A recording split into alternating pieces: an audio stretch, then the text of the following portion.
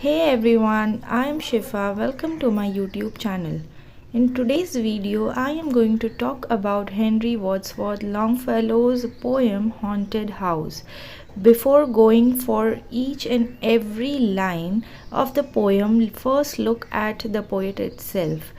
The poet Longfellow was born on 27 February 1807 and he died on 24th March 1882. He was an American poet and educator. Not only he was very famous and known iconic poets of the 19th century, but he has written amazing works, his original works, which includes Paul Revere the Ride, Song of Hiawatha and Evangeline. If you want to know more about his work and him in detail, you should have a look at these works. Apart from it, he was the first American to do the translation of Dante's Divine Comedy. He was also a fireside poet. Now, who is a fireside poet? The people who are associated with New England. And when I say people, they are in fact Americans. So the Americans who are associated with New England. And what kind of poetries they write? They write poetries about domestic themes, about their own emotions, feelings, and also messages of morality in poetic form. Looking at this poetry, we have to first understand what this poetry is about. If you look at the title, you will realize that the title of the poem is Haunted House. So something which is scary, something which is ghostly. But you will realize that Mr. H.W. Longfellow is saying that the phantoms here, the ghost here in the house which is haunted, they are neither mischievous nor they are angry spirits who seeks to harm. They are simply the soul of the dear ones who have departed, and they are not in the house present as a real human being, but still they are lingering in our memories and therefore in our lives and our homes. So what here the Longfellow is doing? Longfellow is taking the metaphor of haunted house and he's saying that this, even though the title is haunted, the spirits over here are neither mischievous nor angry. और वो कौन है? वो हमारे in fact loved ones है जो एक time पे हमसे बिछड़ गए थे and now they are trying to share our living spaces and we feel somehow connected to them. Now starting with the poem itself, let's look at the first para. All houses wherein men have lived and died are haunted house. Through the open doors, the harmless phantoms on their errands glide with feet that makes no sound upon the floors. The poet here is saying that all houses, हर घर जहाँ पे हर इंसान, हर वो इंसान जो जिया है और वहाँ पे ही मर गया है, that are haunted house. So every house wherein the men have lived and died are haunted. The next line is very interesting. Through the open doors, the harmless phantoms on their errands. So the first thing the poet is saying that the phantoms means the ghost, are harmless. And in fact they are on their errands glide. Errands means a regular work which they used to do when they used to be alive. तो वो जो भूत है वो अभी भी वही काम कर रहे जब वो ज़िंदा थे, जब वो जो काम कर रहे थे. It's the regular work, the regular normal day work with feet that makes no sound upon the floors. And with the feet, now since they are ghosts, they are no more alive, so they don't have the sound in their feet. Even though they are walking on in the air. Have you seen the ghost movies or the films, the horror movies? वहाँ पे भूत जब चलते हैं तो कैसे pretend किया जाता है as if they are moving in air. So that's what the poet is trying to narrate in the first para. In the second para, we meet them at the doorway, on the stair, along the passages they come and go. And the poet is saying that we meet them everywhere. हम उनको हर जगह देख रहे. At the doorway, on the stair, Along the passages they come and go, and the passages, the vacant places, they come and go. Impalpable impressions on the air, a sense of something moving to and fro. Impalpable impression means something which we cannot receive through our senses. Okay, तो हमको जो चीज़ें feel होती है, जो चीज़ें हम touch कर सकते, सुन सकते हैं, तो we are not able to perceive them through the senses, but we can sense that something is there, something is moving, the moving impression on the air, a sense of something moving to and fro. The third para is there are more guests at the table than the hosts invited. The illuminated hall is thronged with quite inoffensive ghosts, as silent as the pictures on the wall. Here the poet is saying that there are more guests, okay, more guests, more than the needed, more than the host has invited. So, and that's why the whole hall, the illuminated means the whole hall which is full of shine, which is full of light, okay, is thronged with quite inoffensive guests. Throng means एक जमावड़ा हो गया, एक group, एक crowd जमा हो गया एक हॉल में, and is thronged with whom? Quite inoffensive ghost, as silent as the pictures on the wall. Even though the crowd is so huge, there are more than people invited in the hall which is filled with full of lights, but these ghosts are so quiet and so inoffensive, it feels that they are not here, but everyone is here, okay, and we are seeing a huge crowd in this particular hall. They are as silent as the picture on the wall. Have you seen family picture of anyone? You will see there are 20 people, 25 people who have a very big families. They stand in picture all together, but does the picture speak? Does the picture make the noise? No. So the same way, the whole hall is filled with the ghost, but they are not making any noise. They are as silent as a picture on the wall. Now the next para, the stranger at my fireside cannot see. Now here the word mentioned fireside is again very interesting, because the poet itself is a fireside poet. I have already told you what fireside means.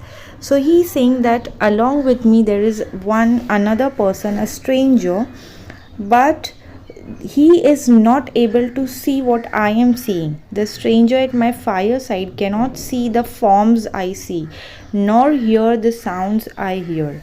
He but perceive what is, while unto me all that has been is visible and clear. Okay, what he is saying, what the poet is saying, that the stranger is not able to perceive things as I am saying. He is not able to hear the sound. This para is really important, as here the poet is confessing that poet himself is a ghost, because the stranger is not able to see the forms he is seeing, nor hear the sound he is hearing. Okay, now we'll look at the next para. We have no title deeds to house or lands, owner and occupants of earlier dates. From graves forgotten scratch their dirty hands, and hold in mortmain still their old states. First of all, what is title deeds? Title deeds means owning something, okay, owning a title to a particular place or land, okay, owners and occupants of the earlier dates. So what here the poet is saying कि यहाँ पे जो लोग रहते थे, जिनके घरों पे नाम थे, या जो वो घर के मालिक थे, they are no more that, and from graves forgotten stretch their dusty hands, and hold in mortmain still their old states. What the poet is saying is, even though they don't have the ownership of the house, even though they are no more the occupants of the house as they used to be earlier, but still they hold their estates like they used to before. वो अभी भी उस घर में आते जाते हैं, पहले की तरह रहते हैं, इवन दो अभी उनके पास वो ओनरशिप नहीं है. ठीक है. The next para, the spirit world around this world of sense floats like an atmosphere in everywhere, wafts through these early mist and vapor dens, a vital breath of more ethereal air. Now यहाँ पे he is trying to differentiate between the real world and the world of sense, the spirit world. Okay, किस तरीके से the spirit world is rotating, floating like an atmosphere around the real world, and he is trying to give the poetic effect in this para to distinguish between both the world spirit and the world of sense. Sense means where we can perceive things, okay, and the spirit world cannot be perceived easily. Not everyone can see that world, not everyone can hear the sounds, etc. The next para, our little lives are kept in equipoise by opposite attractions and desire, the struggle of the instinct that enjoys and the more noble instinct that aspires. Now, compared to the spirit world, our lives are kept in balance. Okay, we are kept in contrast, spirit world and the real world. And we have opposite direct attractions and desires. We the people who are real people who are living in the real world, we have real desires. And what here the poet is trying to convey is that we have more of a materialistic desires, and the struggle of instinct that enjoys, we enjoy things by perceiving it through senses, and more noble instinct that aspires. He is saying that we are constantly having this urge of having attraction, desire from this materialistic world. And what is happening, we are going to see in the exactly next para. These perturbations, these perpetual jar of earthly wants and aspirations high, come from the influence of an unseen star, an undiscovered planet in our sky. He is saying that because of our attraction, because of our desires, we are having this perpetual jar. Perpetual jar is a kind of symbolism here, symbolism of our anxiety. We are getting this constant anxiety of having more and more. And where is this anxiety coming from? Coming from an influence of an unseen star. There is some celestial body. We are also not aware of that. We have also not discovered it yet. An undiscovered planet, but it's rising every coming day. Okay. To start with the next paragraph, we have to understand the whole structure of the poetry. The poet starts with a house which is full of ghosts.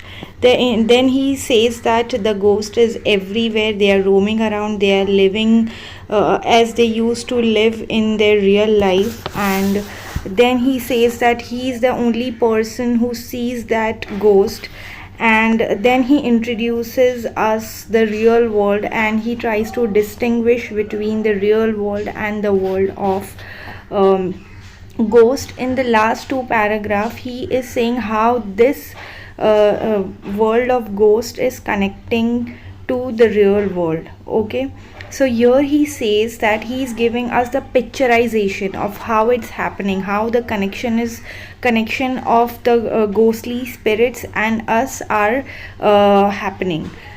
And as the moon from some dark gate of cloud throw over the sea floating bridge of light. अगर आपको याद हो, या अगर कभी आपने visualise किया है जहाँ पे मूनलाइट सी पे पड़ती है, समुंदर पे पड़ती है, और वो रात का समय है, और समुंदर की लहरें कैसे है बहुत स्लो एंड स्टेडी वे में मूव हो रही है, तो आपको याद होगा कि किस तरीके से विजुअलाइजेशन होता है. ऐसा लगता है कि कोई मूव हो रहा है, कोई वाइट कलर में मूव हो रहा है. तो the poet is saying that in the same way the world of spirits are descending. उस तरीके का नज़ारा हमको दिख रहा है. Descends a bridge of light, मतलब एक लाइट आती हुई दिखती है जो आसमान को ज़मीन से कनेक्ट करते हुए, और क्या होता है, वो जो हमारे लव्ड वंस है उस लाइट के ज़रिए हमारी तरफ आ रहे हैं. Over those unsteady floor, unsteady means the waves that sways and bends, जो लहराती है और इठलाती है, बल खाती है. Wander our thoughts about the dark abyss. We the people, we are real people, we are living in the real materialistic world, और हमको बहुत ज़्यादा टेंशन्स है, सब कुछ है, हमारे दिमाग में टेंशन है, हमारे दिमाग में मेमोरीज़ है. हमारे दिमाग में कई तरीके के ख्वाब है, एस्पिरेशंस है, तो ये जो है, जो हमारे लव्ड वंस है, जो अभी हमारे साथ ना होकर भी इसी तरीके से हमारे साथ है, वो हमारे मेमोरीज़ में है, वो हमारे एस्पिरेशंस में, और इस तरीके से वो दुनिया और ये दुनिया एक दूसरे से कनेक्ट हो पाती है. So this was the whole explanation of the poem, and I think this was the whole analysis. The poet is trying to tell us that he is giving very nostalgic feeling. वो अपने चाहने वालों को याद कर रहा है, और वो जिन्हें चाहता है वो उनको याद कर रहा है, और वो बोल रहा है कि वो लोग अभी भी मेरे साथ है in one form or another. Okay, वो इस तरह रहे या उस तरह, वो अभी भी मेरे मेमोरीज़ में, मेरे एस्पिरेशंस में मेरे साथ है. So this was the whole poem analysis. I hope you like this video. I will be coming with next video of the same ICSE syllabus poem or a short story or maybe a play of Shakespeare. Till then, take care. Bye bye. Thank you.